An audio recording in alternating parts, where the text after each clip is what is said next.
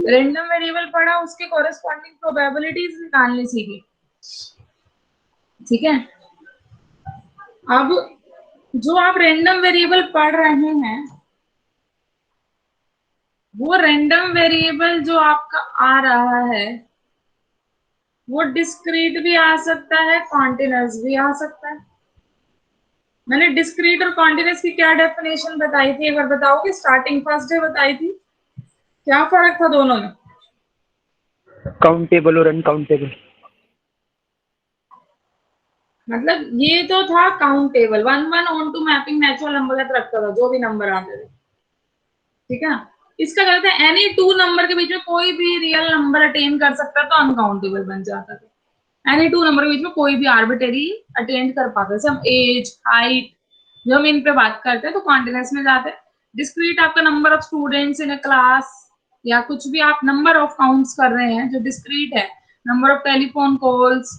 ठीक है, इस तरीके से सारा डिस्क्रीट है। तो यहाँ पे डिस्क्रीट रैंडम वेरिएबल हम उसी को कहेंगे जो आपका रेंज आती है यहाँ पे, वो आपकी काउंटेबल वैल्यूज रखे। जैसे सबसेट ऑफ रियल नंबर होती है ना, वो कल हमने जब क्वाइन में नंबर ऑफ हेड हम काउंट कर रहे थे, तो नंबर ऑफ हेड हमारे तो 0 आए थे या 1 आए थे, 2 आए थे, तो फाइनाइट आया ना, 3 ही वैल्यू आई। तो ये आपका डिस्क्रीट रैंडम वेरिएबल में चला गया।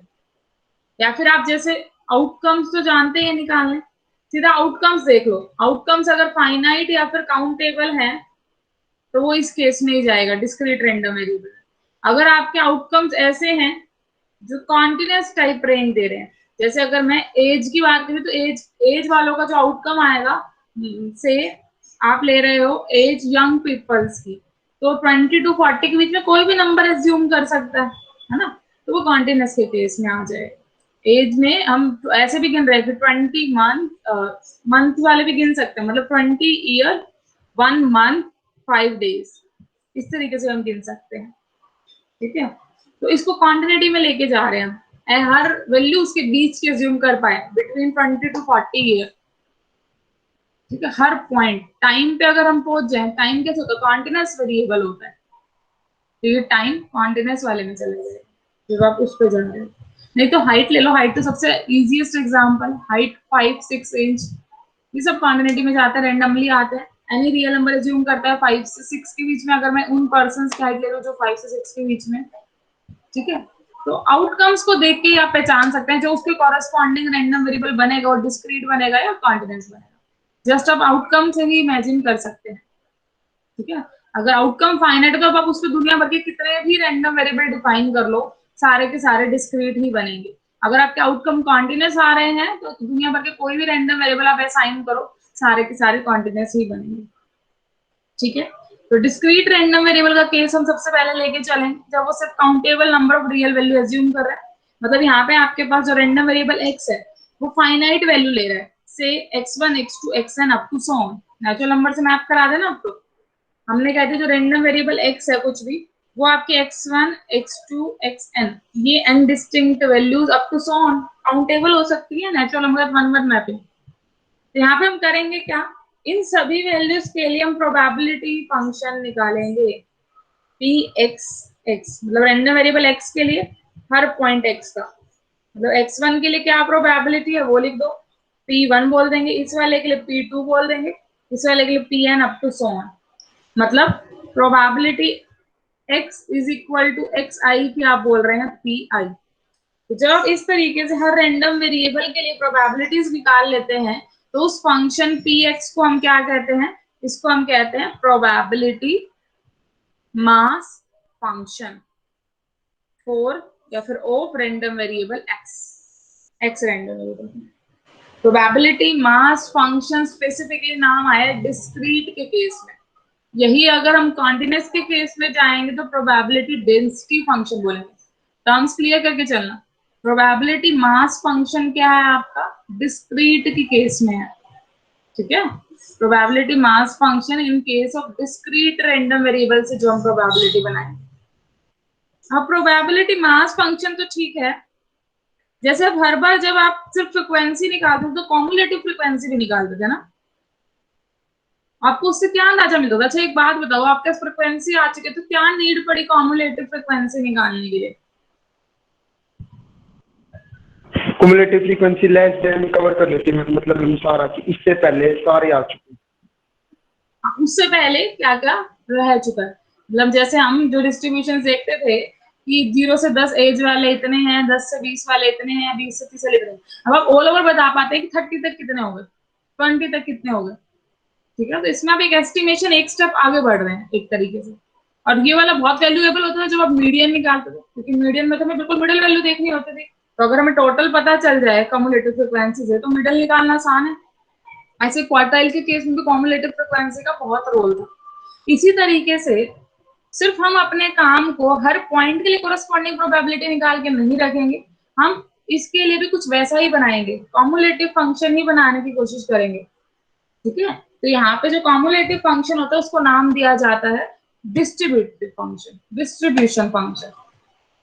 ठीक है, तो हम कौन सा ले रहे हैं? चलो पहले जर्नल डिफाइन करते हैं, फिर इसको डिस्क्रीट और कॉन्टिन्यूस में लिखेंगे। इन जनरल डिस्ट्रीब्यूटिव फंक्शन होता क्या, डिस्ट्रीब्यूशन फंक्शन होता क्या? इन जनरल ये होता है कैपिटल एफ एक्स से हम रिप्रेजेंट करते हैं, इसमें वो सारी प्रोबेबिलिटीज आ जाते हैं जो उस पर्टिकुलर एक्स से लेस है। सभी को काउंट कर लिया। मतलब अगर मैं ये कहूं कि आपको यहाँ पे x2 वाले पॉइंट के लिए डिस्ट्रीब्यूशन फंक्शन बनाना है, मतलब मैं अगर इसी का, चलो ऊपर ही चलते हैं, अगर इसी में मैं एक कॉलम और ऐड कर रही हूँ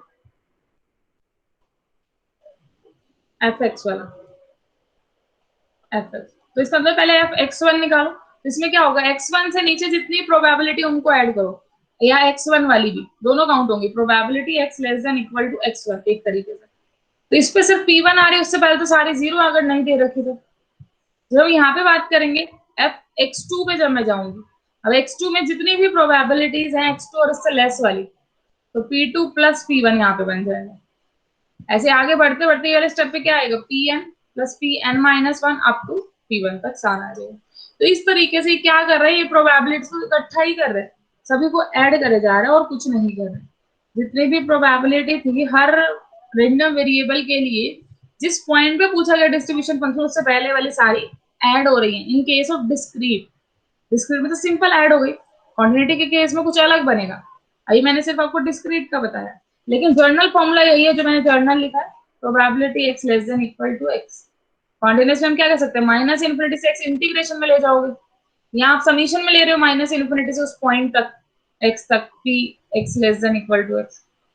ठीक है ना, जितने भी x is equal to x, सभी प्रोबेबिलिटीज का सम कर रहे हो x और उससे लेस वालों का। कॉन्टिन्यूस में क्या करोगे, इंटीग्रेशन ले जाओगे माइनस इन्फिनिटी टू x। तो कॉन्टिन्यूस का बाद में पढ़ेंगे, अभी हम क्या पढ़ रहे हैं, डिस्क्रीट के केस में पढ़ रहे हैं पहले। तो कॉम्युलेटिव डिस्ट्रीब्यूशन फंक्शन भी बोल देते हैं इसे। एक डिस्ट्रीब्यूशन फंक्शन को, जैसे हमने बताया कॉम्युलेटिव फ्रिक्वेंसी की तरह ही होता है, इसलिए इसका नाम भी सेम सेम रख दिया, कॉम्युलेटिव डिस्ट्रीब्यूशन फंक्शन। तो एक टर्म आपने ये पढ़ी है, एक आज पढ़ी है प्रोबेबिलिटी मास फंक्शन, और एक पढ़ी है प्रोबेबिलिटी डेंसिटी फंक्शन। हम पढ़ेंगे इन case of continuous random variable, अभी नहीं पढ़ा है। ठीक है, तो कुछ प्रॉपर्टीज रहती है इस डिस्ट्रीब्यूशन फंक्शन की।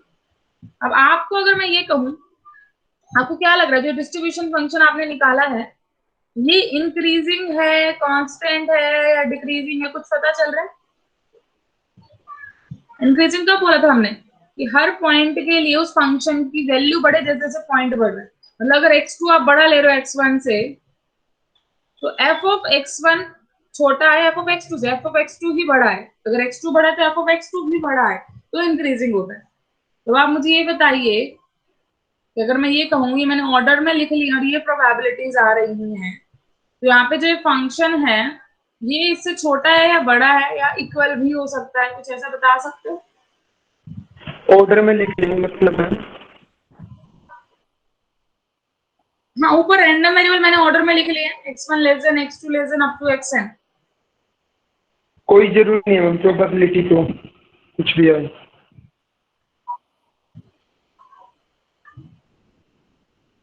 एक बार और सोच लो, मैंने सिर्फ इतना पूछा है कि इनके बीच में क्या रिलेशन आएगा। लेस देन लगाऊं, ग्रेटर लगाऊं, लेस देन इक्वल टू लगाऊं, ग्रेटर इक्वल टू लगाऊं, या इक्वल ही लगा दो। 5 बन मैम सकते हैं ना x1 x2 जो दे रखे हैं वो इंक्रीजिंग ऑर्डर में है या फिर डिक्रीजिंग ऑर्डर में है? लाइन वाइज लिख लिया हमने, ऑर्डर में लिख लिया, x1 than x2 than up to xn। छोटे बड़े मैम, कैसे कौन किससे बड़ा है? x1 less than x2 less than x3 up to so on. Less than equal to. मैं सिर्फ ये पूछ रही हूँ कि डिस्ट्रीब्यूशन फंक्शंस जो होते हैं आपके, ठीक है, अगर मैं मैम x प्रोबेबिलिटी तो या तो इंक्रीज होगी या फिर इक्वल रहेगी किसी स्टेप पे, डिक्रीज तो नहीं होगी। यस, यही पूछना चाह रही थी मैं। माइनस इन्फिनिटी पे तो जीरो है यहाँ पे, क्योंकि दे ही नहीं रखा, इससे पहले वाले सभी पॉइंट पे जीरो है।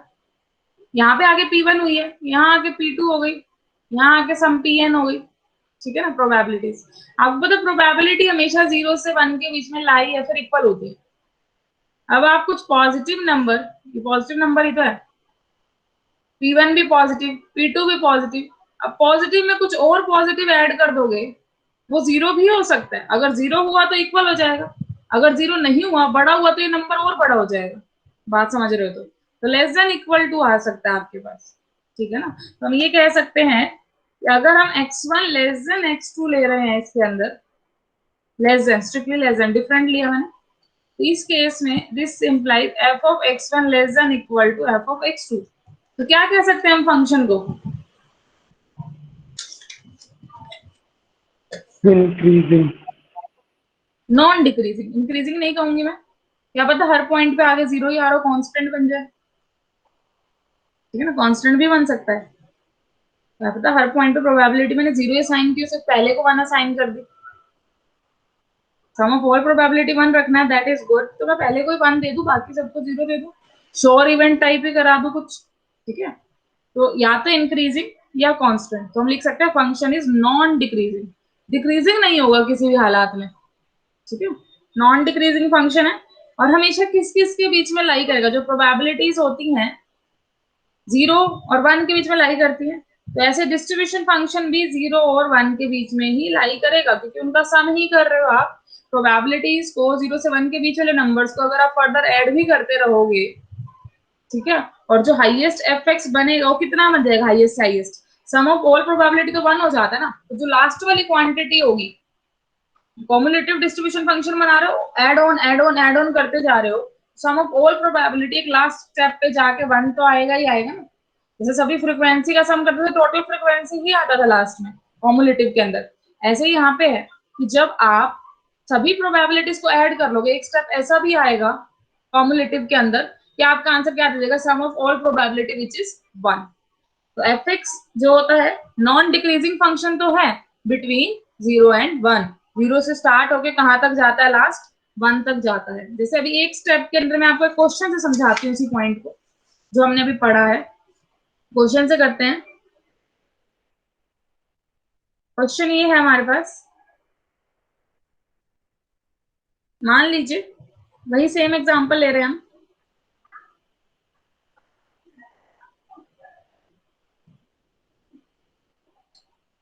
एक मिनट रुकिए। सम ऑफ डाई वाला कल हमने एग्जांपल लिया था। क्वेश्चन ये है, अगर दो डाई को हम रोल कर रहे हैं, एक्स रैंडम वेरिएबल है जो काउंट कर रहे हैं total number of points on upturn faces, जो फेस आए हैं दोनों ऊपर, उनके टोटल नंबर ऑफ पॉइंट हम काउंट कर रहे हैं, ठीक है। तो वही कल वाला लिया हमने कि दो डाई को रोल किया और रैंडम वेरिएबल क्या बनाया? सम बनाया, जो उनपे सम आ रहा है दोनों डाई को रोल करने के बाद, ठीक है। तो यहां से एक तो आपको निकालना है वही सेम प्रोबेबिलिटी मास फंक्शन, ठीक है, और क्या निकालना है आपको? कॉम्युलेटिव डेंसिटी फंक्शन भी निकालना है। दोनों निकालने के लिए कहे हैं मैंने आपको, ठीक है। तो सबसे पहले सारा सेम ही आएगा, रैंडम वेरिएबल क्या क्या वैल्यू ले सकता है? सब क्या क्या आ सकता है दो डाई पे? 2 to 12। 2 to 12। आई थिंक ये तो सबको कल ही क्लियर हो गया होगा। इसके लिए probability mass function P I निकालूंगी, कितना आएगा? 2 कितनी बार आता है? 8। एक ही बार आउट ऑफ 36। 3 आता है 2 बार आउट ऑफ 36, ठीक है ना। ये हमने क्या निकाली, एक तरीके से ये हमारा सैंपल स्पेस है, ओमेगा सैंपल स्पेस है एक तरीके से। 2 3 4 अप टू 12 ये सैंपल स्पेस का काम कर रहा है। तो इसी को अगर हम रैंडम वेरिएबल का नाम दे दें एक्स का, तो नो इशू, हमने एक्स का नाम इसी को दे दिया। तो हमने कहा कि एक्स इज इक्वल टू 2 आने के क्या चांसेस है, 1 आउट ऑफ 36, टोटल तो 36 बनेंगे। 2 आने के, 3 आने के 2 चांस, ऐसे 4 के 3 चांस, 5 के 4, 6 के 5, 7 के 6, 8 सब उल्टा दोबारा शुरू हो जाएगा, 4 3 2 1, ये चांसेस हैं हमारे। अब मैं यहां से आपको ये कहूं कि आप निकालो एफ एक्स। अगर मैं बात करूं एफ एक्स की, थोड़ा सा हम टेबल वाइज बना लेते हैं। अगर मैं एक्स की वैल्यू लेस देन 2 ले रही हूं तो क्या आंसर आएगा बताओ। अगर मैं एक एफ एक्स ऐसा निकालना चाह रही हूँ जो 2 से लेस वाली वैल्यूज के लिए, क्या आंसर आएगा आपका? 0। 0 आएगा, क्योंकि अगर मैं 1.5 ले लू, 1 ले लू, 1 ले लिया तो आंसर तो पीछे 0 है जिन पे नहीं दे रखा, ठीक है ना। 2 से लेस के लिए आंसर आया 0। अगर मैं x इज इक्वल टू 2 पे बात करूं तो क्या आंसर आ रहा है? 1।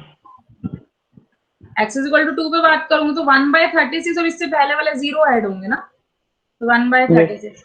2 के लिए तो ये है, लेकिन 2 और 3 के बीच में कितना है? 2 और 3 के बीच में लू, 3 नहीं दिया मैंने अभी, 2 और 3 के बीच में। मतलब अगर मैंने x से 2.5 भी ले तो इससे लेस वाले हमें ऐड कर दें, तो इससे लेस कौन कौन से आएंगे डिस्क्रीट में? 2 वाला ही बचा सिर्फ। तो 2 पे कितना था? 1/36। तो 3 से छोटा मैं कोई भी नंबर ले रही हूँ तो उसमें 2 वाला ही सिर्फ ऐड हो रहा है। Is it clear? अब यस आप मैम। मुझे खुद बताओ, 3 से 4 के बीच में अगर 3 वाला ले लिया, 3 वाला लिया, तो 3 और उससे छोटे 2/36, 1/36, दैट इज 3/36। और अगर 3 और 4 के बीच में कोई भी नंबर ले लू, 4 नहीं लिया अभी तक मैंने, 4 नहीं लिया मतलब यहाँ का कोई नंबर ले लू, तो इससे पहले सिर्फ ये 2 ही आ रहे हैं, ऐसे लाइन डाल लिया करो, इससे पहले सिर्फ 2 ही आ रहे हैं, दोनों ही हमने ऐड करके लिख लिया। ऐसे 4 या फिर 5 से पहले पहले 4 भी ले लिया तो उसमें 4 काउंट होगा, ध्यान रखना। जब हम F4 की बात करते हैं तो उसमें probability x less than equal to 4 आता है, तो 4 3 2 तीनों ऐड हो जाएंगे, ठीक है। तो हम ये बात कर रहे हैं 4 से 5 बीच का कोई भी नंबर लेना, मान लो आपने 4.8 लिया, तो x less than equal to 4.8, तो डिस्क्रीट के केस में तो 4 ही बनेगा, इससे पहले 3 2 इन सबको ऐड कर दो, यही यही नंबर बने हैं ऊपर हमारे पास, बाकी सबका तो 0 वैल्यू है। तो सेम ही आ गया, यहाँ पे कितना आ गया? 4 ऐड कर दो, 3 4, 4 था ना इसमें, 4 और ऐड कर दिया। ऐसे अब 6 तक लिखेंगे तो 5 और ऐड हो जाएगा, 12/36। 6 तक अगर हम लिखेंगे, फिर 6 से 7 तक लिखो, अगली बार कौन ऐड होगा? 6/36, तो 18/36 होगा। अगली बार अगेन 5 ऐड होगा, देन 4 ऐड होगा, 5 4 3 2, यही था ना, 5 4 3 करो अब ऐड, और फिर ऐड करो। कुछ गड़बड़ तो नहीं होगा भाई, देख लेने पर बीच में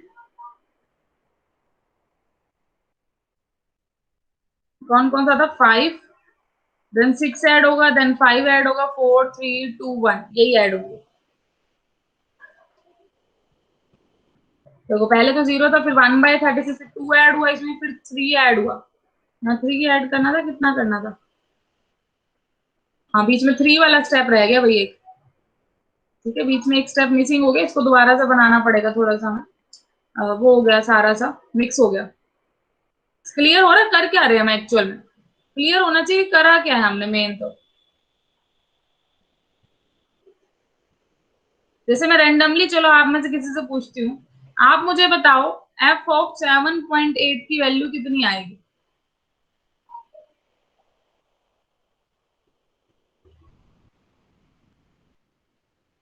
ट्वेंटी वन। कैसे निकाला? क्या था आपके पास? x less than equal to x 7.8, तो 7.8 से लेस वाले सारे और इक्वल वाले लिख लो। कहां तक आएगा? 2 + 3 + 4 + 5 + 6 + 7, इन सभी की प्रोबेबिलिटी जाएगी, है ना, 7 तक तो, 7.8 तक। तो 2 वाला कितना है? 1 2 3 6 10 15 और 6 21/36 आंसर आ गया। ठीक है ना, इस तरीके से हम बोल रहे हैं। ऐसे अगर मैं पूरा 12 ही ले लूं तो कितना आएगा? F12 1। एग्जैक्टली 1 आएगा, बिल्कुल। 12 और उससे लेस वाले सारे ही ले लिए तो सबका सम करोगे 1 ही आना है। अगर मैं यहाँ पे F15 पूछ लेती तो वो क्या आंसर आएगा? ऑल्सो 1। तब भी 1 आएगा, क्योंकि आगे तो 0 ही है, 12 तक ही काउंट हो गए सारे। तो 15 में 14 13 इनको ऐड करोगे तो उनको तो 0 ही आंसर है, कोई फर्क नहीं पड़ेगा। तो आपका हर रियल नंबर के लिए आंसर मिलता है डिस्ट्रीब्यूशन फंक्शन। जो डिस्ट्रीब्यूशन फंक्शन होता है उसकी जो आपके डोमेन रहती है, डोमेन रहती है -∞ से इन्फिनिटी।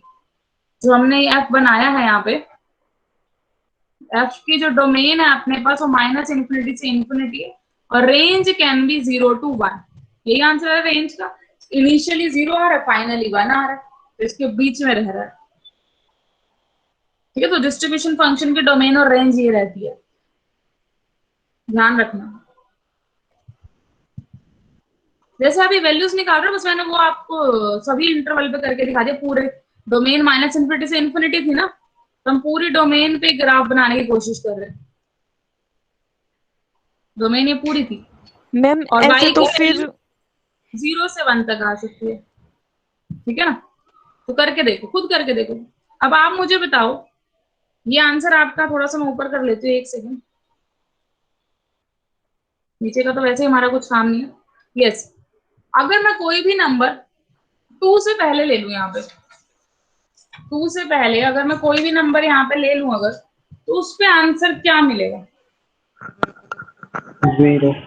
अगर x <2 लूं, ठीक है ना, कोई भी नंबर मैं ऐसा रखती हूँ, तो उसके लिए मुझे fx का आंसर क्या मिलने वाला है? हिमांशी बताओ। रिपीट करना मैम, समझ नहीं आया। कोई भी नंबर अगर हम 2 से लेस वाला ले रहे हैं, उसका f निकाल के बताओ मुझे। से मैंने 1.8 का, आप 2 कहो से f ऑफ लेस तो 0 ही 1.8, होगा मैम। 0 होगा ना, ठीक है ना, कुछ ऐड करने की जरूरत नहीं है, 0। तो अगर मैं 2 यहाँ बना रही हूँ, 2 से लेस सभी के लिए आंसर हमारा क्या आ रहा है? 0 आ रहा है। ठीक है, अब बात चलते 2, f ऑफ 2 कितना आएगा?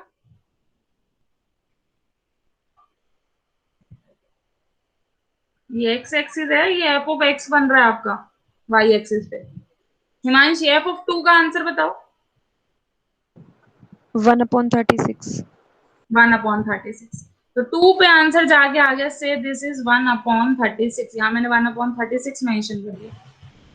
ठीक है, 2 पे ही आंसर आ गया 1/36। 2 से 3 के बीच में कोई भी नंबर लो, इसके बिटवीन का, तो आंसर बताओ क्या आएगा f का? अगर वो f ऑफ 2.9 निकालो, 3। हिमांशी क्या आएगा? f of 2.9 sorry 1 1। 3/36।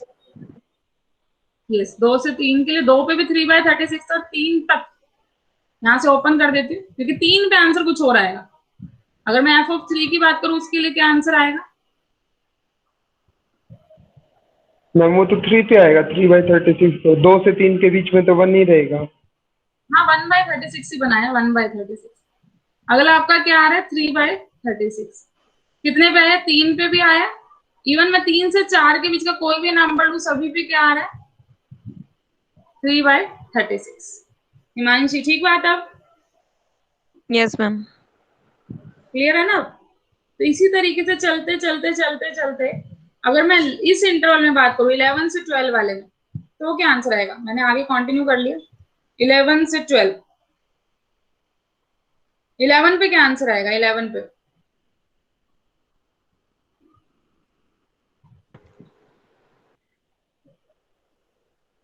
f of 11। ज्योति तुम बताओ, f ऑफ 11।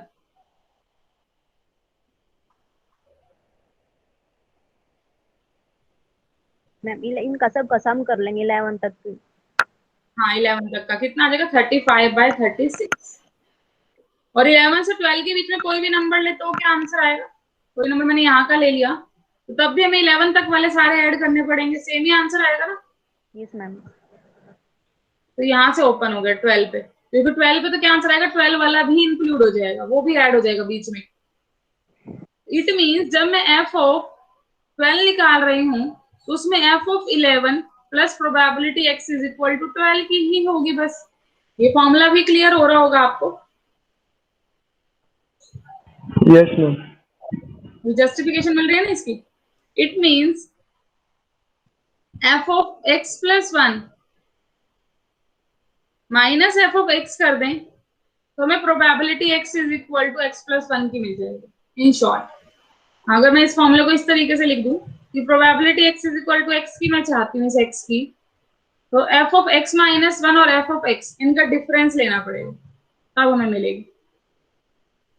ठीक है ना। कभी भी अगर आपसे डिस्ट्रीब्यूशन फंक्शन से प्रोबेबिलिटीज पूछ लें तो वो भी निकाल सकते हो, आप उल्टा काम भी कर सकते हो। अभी तो मैंने सिर्फ आपको डिस्ट्रीब्यूशन प्रोबेबिलिटी मास फंक्शन से डिस्ट्रीब्यूशन फंक्शन बनाना सिखाया। फाइनली इसके बाद क्या आंसर आएगा, हर जगह पे 12 पे भी 1 आएगा और 12 के बाद भी कोई भी आंसर लू तब भी क्या आंसर रहेगा, 1 ही रहेगा। तो आप ये ध्यान से देख सकते हैं फंक्शन कैसा बना है, स्टेयर टाइप चढ़ रहा है, पहले 0 रहा हर पॉइंट पे, देन एकदम जंप करके यहाँ पहुंच गया, फिर जंप करके यहाँ, फिर जंप करके यहाँ, फिर जंप करके यहाँ, 0 से 1 तक इंक्रीजिंग वे में जा रहा है, कहीं कहीं पे कांस्टेंट भी रह रहा है, तो नॉन डिक्रीजिंग फंक्शन ही बना है बिटवीन 0 to 1। क्लियर हुआ ये?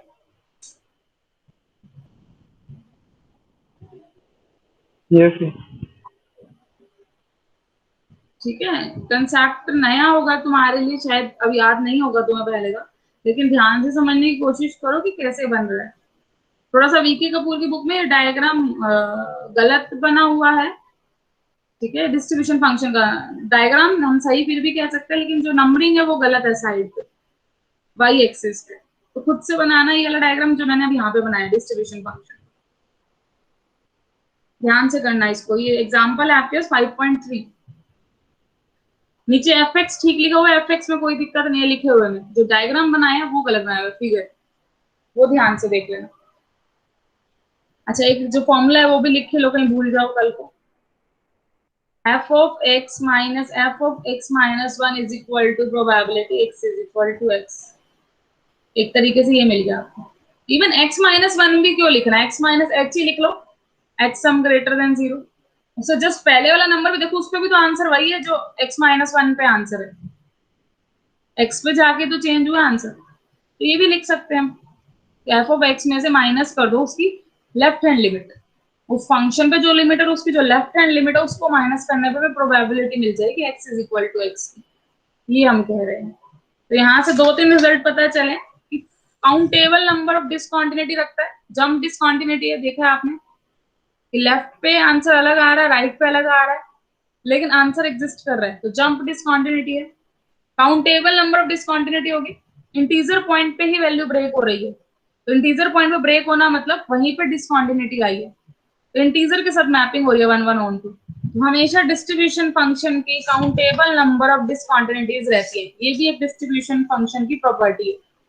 तो प्रॉपर्टी नंबर 1, एक तो ये लिख लिया हमने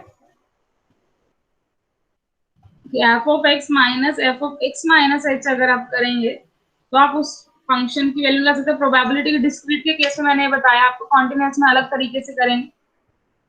सेकेंड ये बताया है कि डिसकॉन्टिन्यूटी ऑफ एफ एक्स, जो आपने डिस्ट्रीब्यूशन फंक्शन बनाया है, इज ऑलवेज काउंटेबल, या फिर एट मोस्ट काउंटेबल भी बोल सकते हैं। हो सकता है हर जगह पे मैं आंसर 1 बना लूं तो एट मोस्ट काउंटेबल बोलो, ऐसा फंक्शन भी बना सकते हैं हम। ठीक है ना, जो एक ही सिर्फ डिसकंटिन्यूटी रखे वो भी बना सकते हैं। सिर्फ 2 ही आउटकम ले लो, 0 और 1, हर जगह पे 0, 1 वाले के लिए श्योर इवेंट 1 कर दो।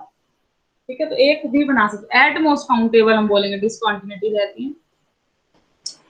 साथ साथ इसका आंसर मुझे बताओ क्या आएगा।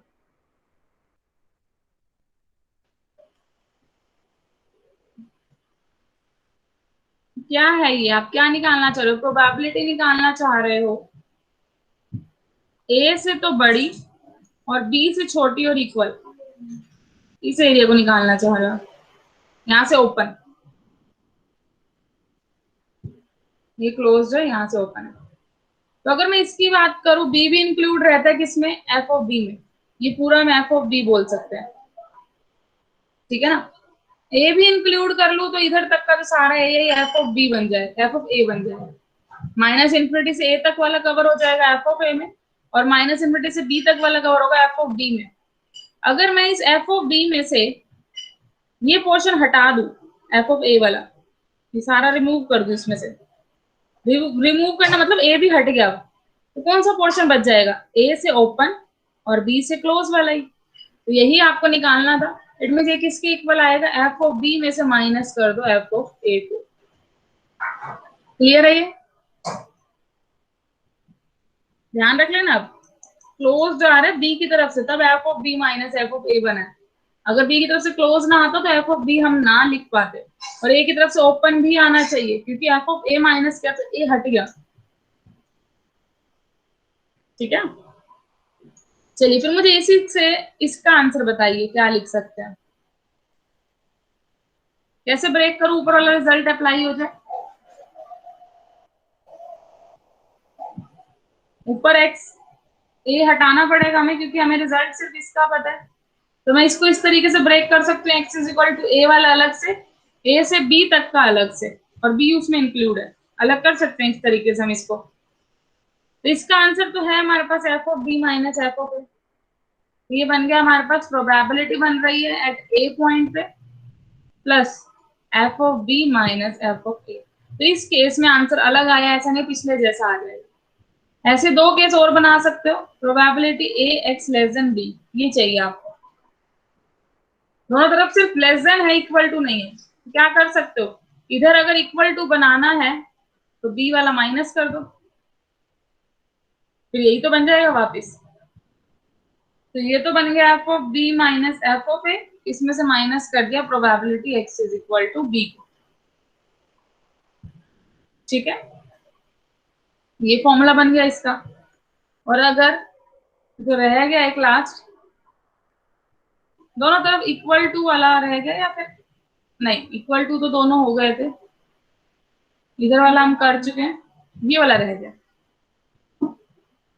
इसको कैसे करें, देखो इसको मैं ये लिख सकती हूँ, probability X is equal to A plus A से एक्स लेस देन बी, ये लिख सकते हैं, क्योंकि इधर एक ए एक्स्ट्रा ऐड हुआ, और इसका आंसर हमने अभी अभी निकाला है ये वाला, तो हम लिख सकते हैं वाला आंसर यहाँ पे,